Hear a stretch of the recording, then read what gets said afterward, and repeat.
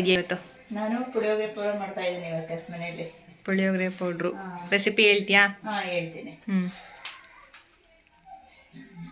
1 ಲೋಟ ಜೀರಿಗೆ, 1 ಲೋಟ ಉದ್ದಿನಬೇಳೆ, 2 ಲೋಟ ಧನಿಯಾ, 1 ಲೋಟ ಕಡಲೆಬೇಳೆ, ಅರ್ಧ ಕಪ್ ಮೆಣಸು, 1 ಲೋಟ ಎಳ್ಳು. ಎಲ್ಲ ಒಂದೇ ಸೇಮ್ ಕ್ವಾಂಟಿಟಿ. ಧನಿಯಾ ಡಬಲ್ ಬೇಕು. ಮತ್ತು 100 ಗ್ರಾಮು ಬೆಳಗ್ಗೆ ಮೆಣಸಿನ್ಕಾಯಿ, 50 ಗ್ರಾಮ್ ಒಣಮೆಣಸಿನ್ಕಾಯಿ, 2 ಸ್ಪೂನು ಸಾಸಿವೆ, 2 ಸ್ಪೂನ್ ಮೆಂತ್ಯ, ಸ್ವಲ್ಪ ಕರಿಬೇವಿನ ಸೊಪ್ಪು.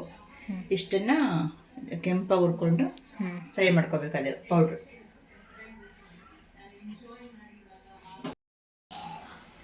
ಕಡಲೆಬೇಳೆ, ಉದ್ದಿನಬೇಳೆ ಹುರ್ಕೋತೀನಿ ಫಸ್ಟ್ಗೆ. ಇದನ್ನು ಕಮ್ಮಿ ಕಾವಲಿಟ್ಕೊಂಡೆ ನಾವು ಹುರ್ಕೋಬೇಕು, ಕೆಂಪುಗಾಗೋವರೆಗೂ. ಜಾಸ್ತಿ ಕಾವಿಸಿ ತಿನ್ನಬೇಕು.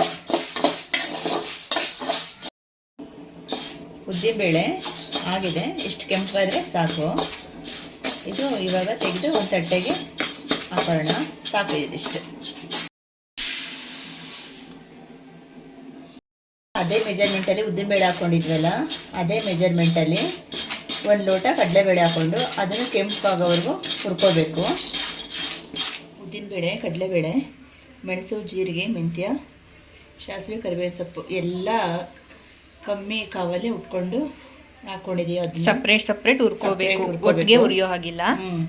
ಮತ್ತು ಎಳ್ಳು, ಧನಿಯಾ ಇದನ್ನು ಸಪ್ರೇಟ್ ಇಟ್ಕೋಬೇಕು. ಮೆಣಸಿನ್ಕಾಯಿ ಇದನ್ನು ಸಪ್ರೇಟೇ ಗ್ರೈಂಡ್ ಮಾಡಬೇಕು. ಯಾಕೆಂದರೆ ಇದ್ರೊಳಗೆ ಹಾಕೊಂಡಾಗ ಇದು ನುಣ್ಣಗಾಗಲ್ಲ. ಮತ್ತು ಇದು ಎಣ್ಣೆ ಅಂಶ ಇರೋದ್ರಿಂದ ಅಂಟಾಗುತ್ತೆ. ಈ ಪೌಡ್ರು ನುಣ್ಣಗಾಗಲ್ಲ. ಇದು ಪೌಡ್ರ್ ಮಾಡಿದಾಗ ಈ ಎರಡು ಸಪ್ರೇಟ್ ರುಬ್ಕೋಬೇಕಾ? ಇದು ಸಪ್ರೇಟು ಮತ್ತು ಮೆಣಸಿನ್ಕಾಯಿನೂ ಸಪ್ರೇಟ್ ರುಬ್ಕೋಬೇಕು. ಇದೆಲ್ಲ ಒಂದು ಮಿಕ್ಸಿ ಜಾರ್ಗೆ ಹಾಕ್ಕೋಬೇಕು. ಇದು ಫುಲ್ ಒಟ್ಟಿಗೆ ರುಬ್ಕೋಬಹುದು. ಇದು ಸಪ್ರೇಟು, ಇದು ಸಪ್ರೇಟು, ಇದು ಸಪ್ರೇಟ್ ರುಬ್ಕೋಬೇಕು.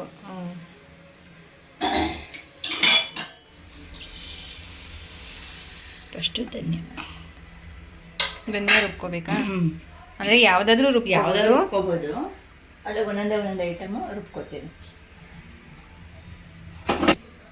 ಪೌಡ್ರ್ ಆಗಿದೆ. ಇದು ಫುಲ್ ನುಣ್ಣಗೆ ರುಬ್ಕೋಬೇಕಾ? ನೈಸ್ ಮಾಡ್ಕೋಬೇಕು. ನೆಕ್ಸ್ಟ್ ಈಗ ಎಳ್ಳು ಜಿಡ್ಡಿನ ಅಂಶ ಇರುತ್ತೆ ಅನ್ನೋರು ಇದಕ್ಕೆ ಸಪ್ರೇಟ್ ಇದು ಏನಿದು ಧನಿಯಾ ಬಂದು ಪೌಡ್ರ್ ಆಗಲ್ಲ ಇವುಗಳ ಜೊತೆ ಅಂದ್ಬಿಟ್ಟು ಸಪ್ರೇಟ್ ರುಬ್ಕೋಬೇಕು.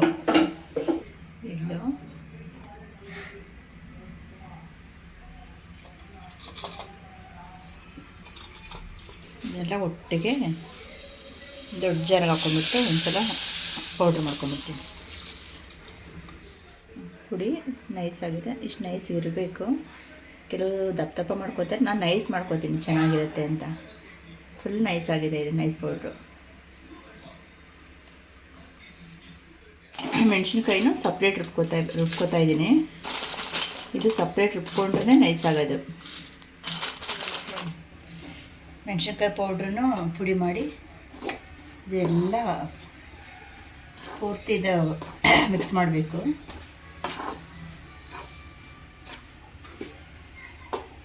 ಏನು ಮಾಡ್ಕೊಂಡಿದ್ದೀವೋ ಅದು ಪೌಡ್ರನ್ನ ಕಂಪ್ಲೀಟಾಗಿ ಎಲ್ಲದಕ್ಕೂ ಈಗ ಸಪ್ರೇಟ್ ರುಬ್ಬಿರ್ತೀವಲ್ವಾ, ಅದನ್ನು ಪೂರ್ತಿ ಬೆರೆಸ್ಕೋಬೇಕು. ಪೌಡ್ರು ರೆಡಿ ಇದೆ. ಈಗ ನಾನು ಗೊಜ್ಜು ಮಾಡ್ಕೊಳೋದು ಹೇಗೆ ಅಂತ ತೋರಿಸ್ತೀನಿ ನೋಡಿ. ಒಂದು 50 ಗ್ರಾಮು ಹುಣಸೆಹಣ್ಣು ನೆನೆಹಾಕ್ಬಿಟ್ಟು ಅದನ್ನು ಕಾಯಿಸೋಕ್ಕಿಟ್ಟಿದ್ದೀನಿ. ಈಗ ಅದಕ್ಕೆ ಒಂದು ನಿಂಬೆಹಣ್ಣು ಗಾತ್ರದಷ್ಟು ಬೆಲ್ಲ ಹಾಕ್ತೀನಿ.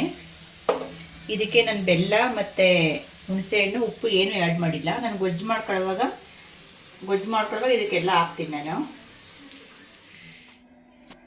ಈಗ ಹುಣಸೆ ಹುಳಿ ರೆಡಿ ಇದೆ. 5 ನಿಮಿಷ ಕಾಯಿಸಿ ರೆಡಿ ಮಾಡಿ ಇಟ್ಕೊಂಡಿದ್ದೀನಿ. ಈಗ ಗೊಜ್ಜು ಮಾಡೋರು ಯಾವ ರೀತಿ ಮಾಡಬೇಕು ಅಂತ ತೋರಿಸ್ಕೊಡ್ತೀನಿ. ಎಣ್ಣೆ ಕಾದಿದೆ. ಸಾಸಿವೆ, ಜೀರಿಗೆ ಹಾಕ್ತಾಯಿದ್ದೀನಿ, ಮತ್ತು ಕಡಲೆ ಬೀಜ,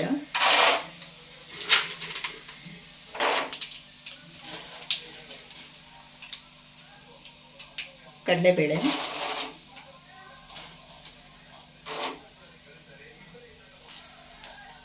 ಉದ್ದಿನಬೇಳೆ.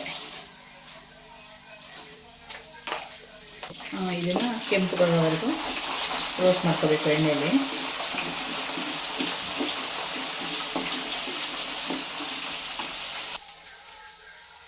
ಬ್ಯಾಡಗಿ ಮೆಣಸಿನ್ಕಾಯಿ ಹಾಕ್ತಾ ಇದ್ದೀನಿ. ಕರಿಬೇವಿನ ಸೊಪ್ಪು ಹಾಕ್ತೀನಿ ಇವಾಗ.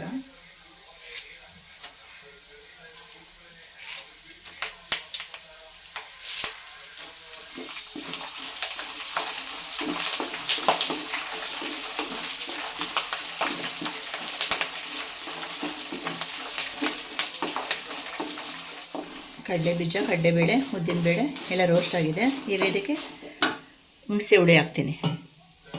ನಾವೇನು ರೆಡಿ ಮಾಡ್ಕೊಂಡಿದ್ದು ಬೆಲ್ಲ ಮತ್ತು ಉಪ್ಪು ಹಾಕ್ಬಿಟ್ಟು ಎಲ್ಲ ಹಾಕಿ 1 5 to 10 ಮಿನಿಟ್ ಬೇಯಿಸ್ಕೊಂಡಿದ್ದೀವಿ. ಅದನ್ನು ಆ್ಯಡ್ ಮಾಡ್ತಾ ಇದ್ದೀವಿ.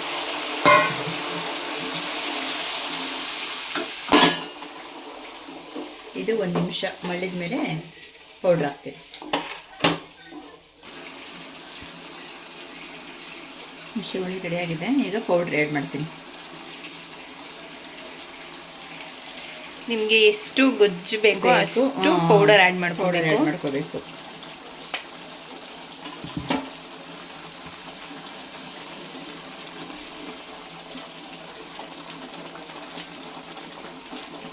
ಇದು ತಣ್ಣಗಾದ್ಮೇಲೆ ಗಟ್ಟಿ ಆಗಿಬಿಡುತ್ತೆ. ಇದು ಇವಾಗ ತೆಳ್ಳಗೆ ಇರಬೇಕು ಸ್ವಲ್ಪ.